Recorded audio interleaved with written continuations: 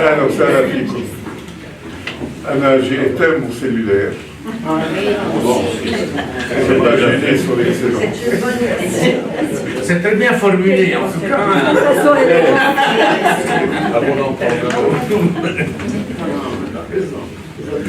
Avant d'oublier, je dois vous dire que la semaine prochaine, nous allons, pour ceux qui le souhaitent, nous interroger sur les libertés au Liban. La rencontre s'intitulera Liban, virgule, liberté, au pluriel. Liberté et point d'interrogation? Non, Non. Point d'exclamation. les deux personnes qui vont dialoguer ensemble devant nous seront le directeur de la fondation Samir Assir et M. Michel Haji Georges. J'espère que ceux qui le souhaitent nous feront l'honneur d'assister. Encore une fois, ahlan sahlan fikum. Monsieur le ministre Brahim Hanna Zaher a eu un parcours rare, rarissime. Il a bien sûr fait ses études d'ingénieur à l'université Saint-Joseph, puis il a été parmi les personnes distinguées à l'école des ponts et chaussées, puis il a suivi des études à l'Institut des études politiques, puis, chose rarissime, encore une fois, il a fait ses études de droit à Paris, puis une maîtrise de droit en droit des affaires. Et puis, il a mal tourné. Il est devenu, après quelques expériences en matière d'investissement, à la tête de l'UFI. Il a mal tourné parce qu'il est devenu ministre au Liban de la réforme administrative. Tu parles en connaissance de cause. Je suis extrêmement heureux de voir que cette rencontre s'organise naturellement autour de lui. Il va nous exposer aujourd'hui un projet national pour le Liban. Je ne veux pas commettre l'imprudence de m'interroger sur ce qu'il va dire. Laissez-moi lui dire tout simplement que nous avons confiance en une personne d'une telle culture, d'une telle intelligence et par-dessus tout, une personne engagée, un citoyen engagé au service du Liban.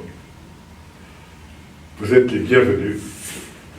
Monsieur le ministre, vous êtes chez vous. Dites-nous quel est votre projet national pour le Liban. Merci. Comme d'habitude, je vais passer.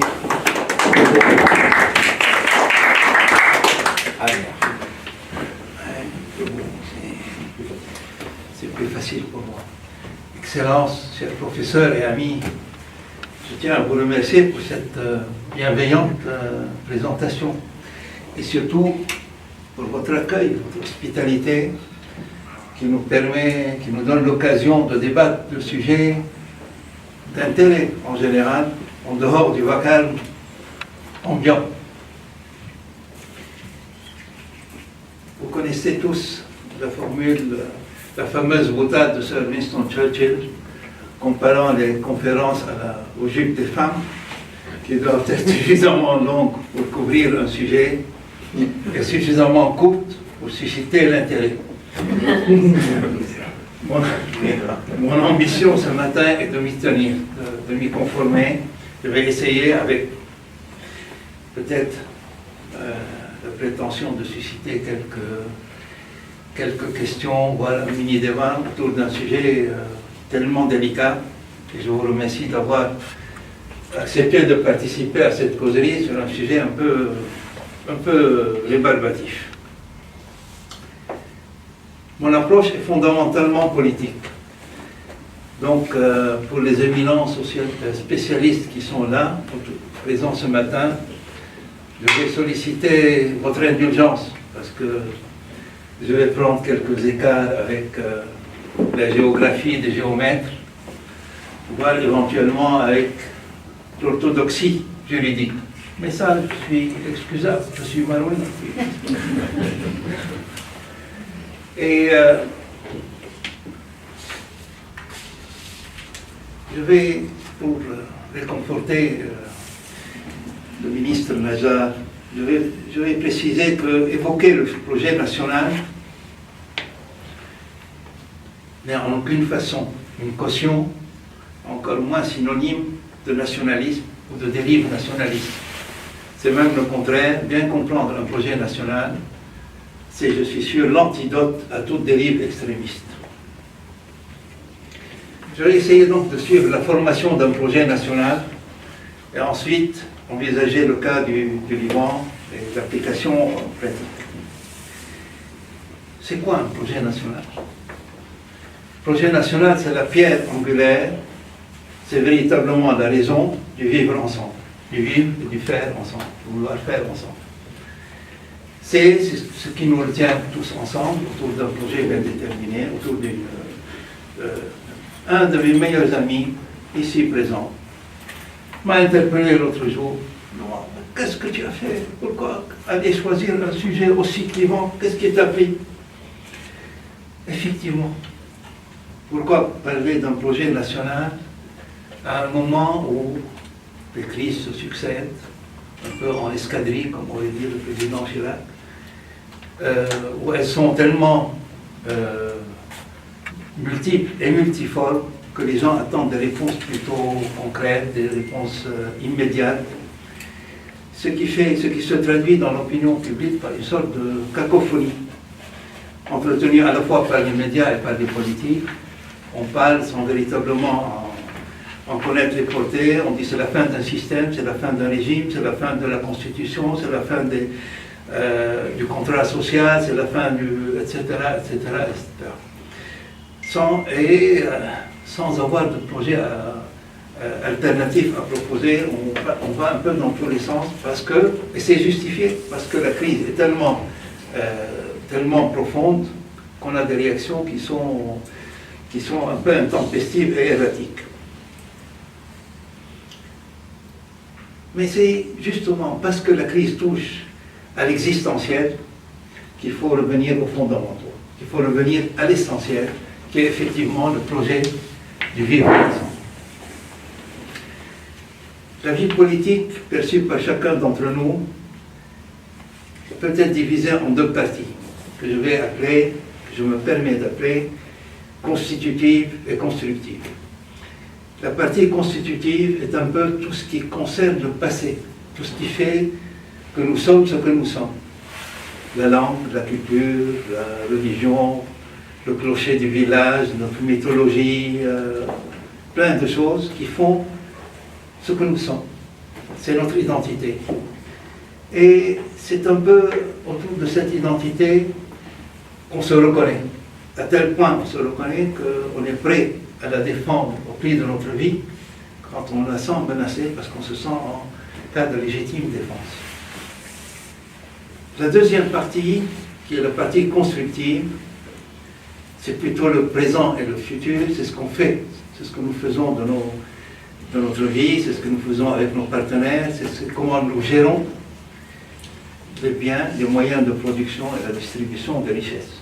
Et là, on n'est pas nécessairement stable, on peut avoir des idées évolutives dans le temps, changer de cap, avoir des projets contre d'autres projets, attendre, évaluer les actions, juger, éventuellement changer de direction.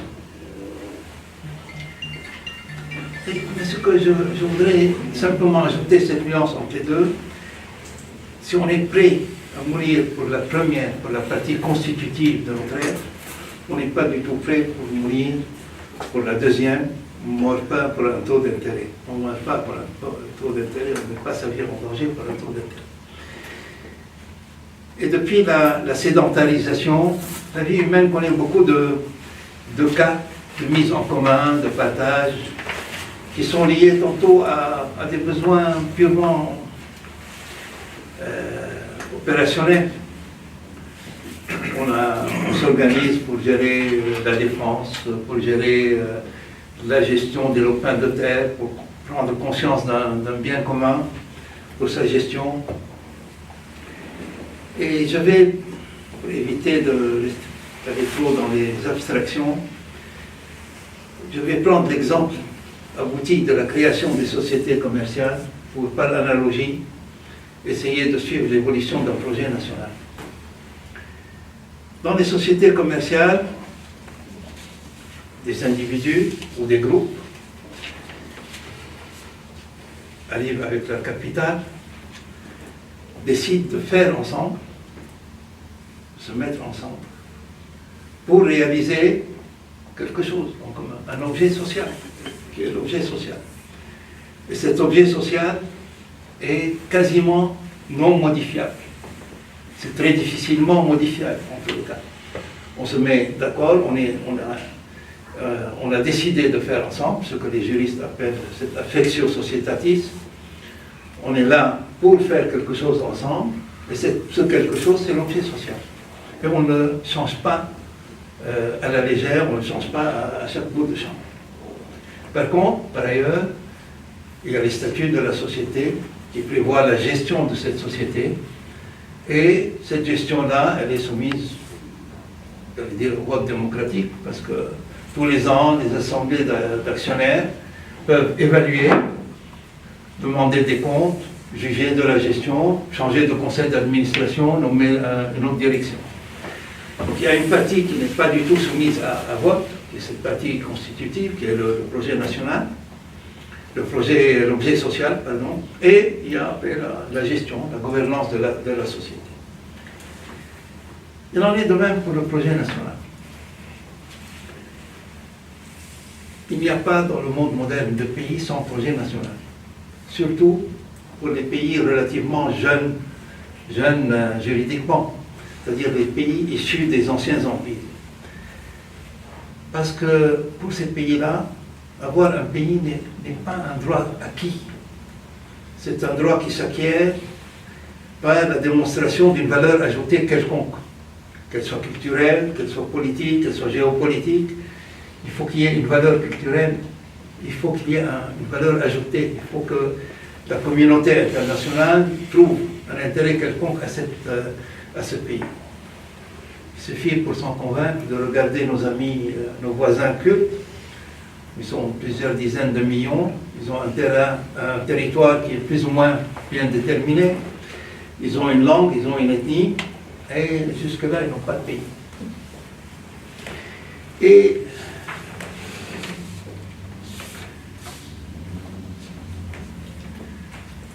de même, la constitution d'un pays se fait autour de cet équivalent de l'affectio societatis, de cette affectio nationalis, entre guillemets. C'est-à-dire cette volonté de vivre et de faire ensemble. Mais qu'est-ce qui la détermine, cette volonté? C'est le projet national. Il faut qu'on soit d'accord sur un projet national pour avoir cette volonté de vivre et de faire en commun.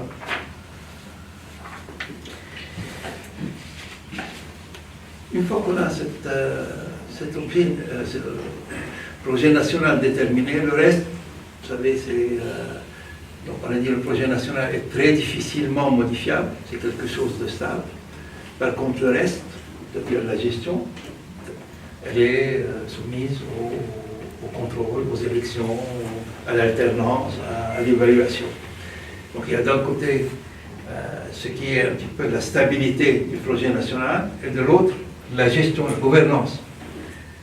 Et la vie démocratique, en principe, ne doit toucher que la gouvernance. Dans notre pays, malheureusement, à chaque élection, on remet en cause le projet national parce qu'on a des lectures qui sont diverses et variées, ou incomplètes, ou insatisfaisant.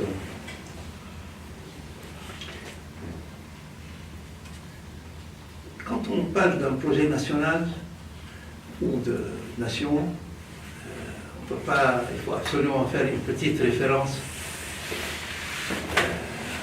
au pape du concept national qu'est Ernest Renan. Je vais vous permettre de lire juste un court extrait de Qu'est-ce qu'une nation. Avoir des gloires communes dans le passé, une volonté commune dans le présent, avoir fait de grandes choses ensemble, vouloir en faire encore, voilà les conditions essentielles pour être un peuple. On aime en proportion des sacrifices qu'on a consentis, des maux qu'on a souffert. Et en regardant le Liban, en dépit de toutes les différences qu'on a, en 100 ans, il y a plein de choses qui s'appliquent à nous tous. En dépit de toutes les divergences, de toutes les défaillances, de tout ce qu'on... on a connu beaucoup de souffrances ensemble, tous ensemble, indifféremment. Et on a quelques gloires communes, on a quelques réalisations communes, en dépit de tout ce que nous savons de nos défaillances. Examinons maintenant, j'en viens au cas du Liban, à la lumière de ce qui a été dit. D'abord la géographie. La géographie, là aussi, c'est en termes politiques, ce n'est pas en termes de géomètre, en termes de géométrie. La géographie, la référence qu'on a sur le cœur géographique, c'est-à-dire l'âme de la géographie qui n'est pas à quelques kilomètres près, la référence qu'on a est celle de l'émirat de Fakhreddin. C'est là où commence un petit peu l'âme de cette partie géographique qu'on va appeler le Liban. D'ailleurs, même dans le mémorandum présenté par la délégation libanaise présidée par le patriarche Ahwaïk à la conférence de Paris, ils ont évoqué les frontières naturelles. Ils ont appelé ça les frontières naturelles et historiques. Donc, je sais qu'on a parlé après qu'il y avait des frontières utilitaires en disant on a besoin de terres fertiles, on sort de la famine. Après, il y a eu quelques polémiques au sujet de savoir si on a évité d'avoir des orthodoxes du Nord ou pas. Essentiellement, on a préservé le cœur de cette géographie, de cette base géographique. Et dans le texte du mémorandum présenté donc à la conférence de Versailles, il est spécifiquement dit, il n'est mentionné que de frontières naturelles, historiques, et de la volonté de faire en commun. Cette volonté ouverte, contrairement à ce qu'on a cru quand on proposait facilement d'avoir un État monocolore, la délégation libanaise a volontairement, consciemment, pris le parti d'avoir une vie en commun diversifiée. Elle a opté pour la diversité.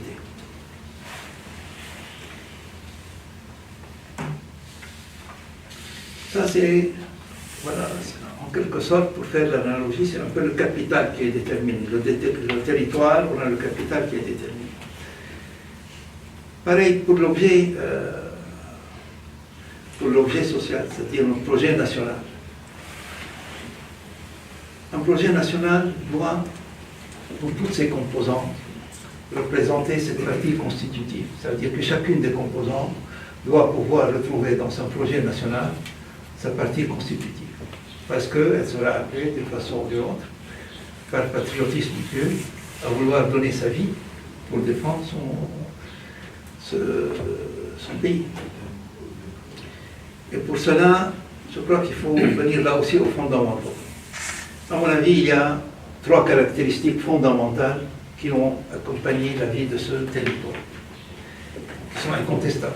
La première, c'est que ce territoire, dans l'ensemble, a été gouverné pendant des siècles par des empires, byzantins et musulmans. C'est la première constante. Pendant des siècles, plusieurs siècles, on a eu cette administration.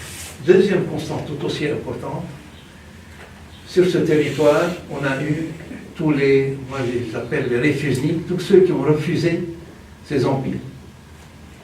C'est-à-dire les maronites, les chiites et les druzes, qui ont aussi administré une partie de ce territoire à l'intérieur, refusant la facilité de vivre avec les empires, ce qui a donné un attachement viscéral à la terre,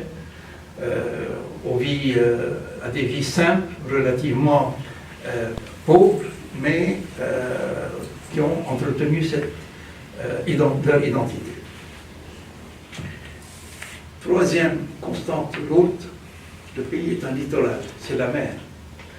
Et quand on vit la mer, l'appel de la mer, c'est la liberté, c'est l'esprit des échanges depuis l'origine des temps. Ce peuple qui a vécu là a eu véritablement vécu la liberté, les échanges, l'ouverture. Donc la liberté est devenue consubstantielle un petit peu à cette histoire. À partir de ce qui précède, qu'est-ce qu'on peut imaginer comme projet national homogène? Je vais essayer de ne pas aller très loin, mais je vais citer. Moi, j'ai recensé 4 types de projets nationaux. Je n'en ai pas trouvé de ces 4, il y en a peut-être, à partir de ce qui précède. Premier projet national éventuel, c'est de dire, bon, dans une société multiple, diverse, et il faut que chacune des entités vive de façon la plus homogène. Donc, pour reprendre ce que disait le docteur Wael l'autre jour, son identité profonde, qui est religieuse, et donc d'avoir des entités religieuses homogènes, un peu à l'israélienne. Deuxième cas de figure, ça peut avoir son nom, ça a sa logique. Ce projet national a sa logique. Deuxième type de projet national, c'est de dire, partant de l'histoire, ce pays a été un pays de minorité au sein du monde arabe. C'est-à-dire on est à la fois avec la bénédiction et le parrainage un petit peu du monde arabe, c'est-à-dire au sein du monde arabe, on crée un pays, un projet national de pays, qui est celui des minorités au sein du monde arabe. Ça a aussi sa logique, c'est un peu le projet subliminal syrien. Il y a une troisième voie qui consiste à dire l'histoire étant ce qu'elle est, nous avons tous assimilé notre histoire, on est au XXIe siècle, et là, il faut que un homme, une femme, un chrétien, un musulman, un citadin, un montagnard, tout ça c'est équivalent. On crée un État purement laïque. Purement laïque, un peu à la française, j'allais dire à l'européenne, mais en Europe c'est pas tout à fait laïque, c'est un peu à la française. Et enfin, il y a un quatrième projet qui consiste à dire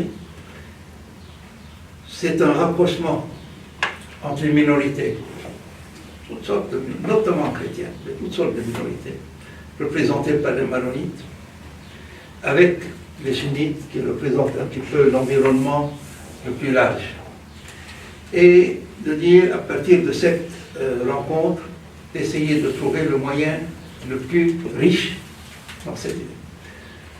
Vous vous rendez bien compte que c'est la formule qui a été à la base du pacte national de 1943, qui a été à la base des accords de Taïf, donc le passage, et qui aujourd'hui qui régit aujourd'hui notre vie en commun.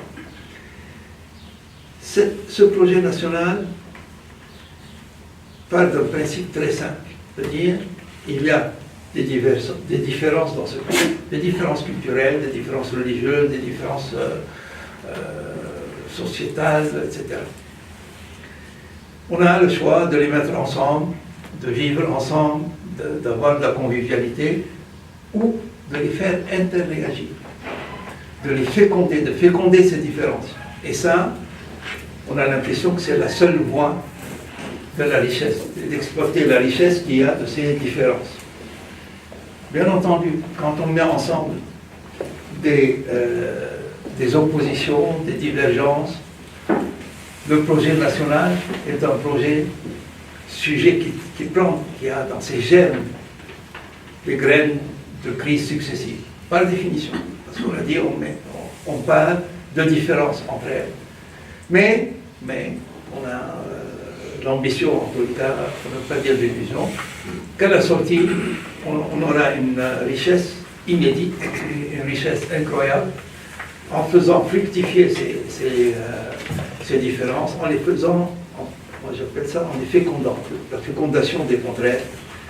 Et il suffit après là aussi pour regarder,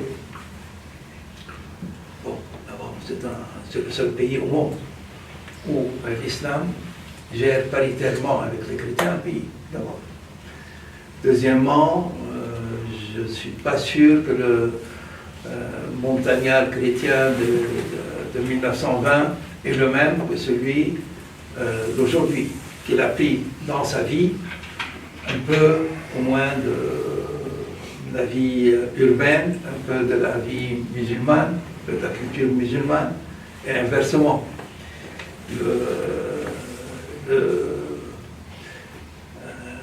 Pour ne pas parler en termes purement religieux, mais ça s'applique à toutes les confessions, à toutes les différences. Elles se sont fécondées. Et on a une culture qui est un petit peu différente de l'environnement, et même de l'environnement lointain, c'est-à-dire des Européens. Parce qu'elle est patinée, formée, imbibée de l'autre, de différence, imbibée de la différence de l'autre, imbibée de l'acceptation de l'autre et de l'introduction dans sa constitution profonde de l'autre environnement. Je vais juste, avant de clore, parce que je ne vais pas où... sinon, les développements peuvent prendre des heures. Je n'ai pas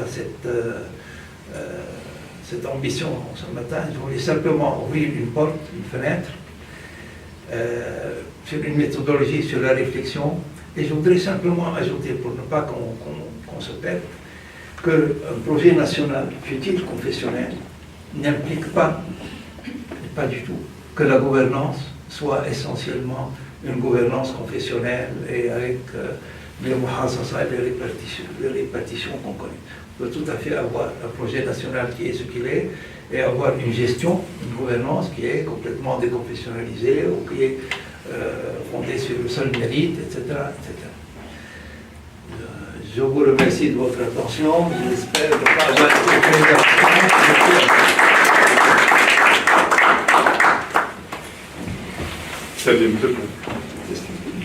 Je crois qu'on peut difficilement avoir une meilleure introduction à un débat.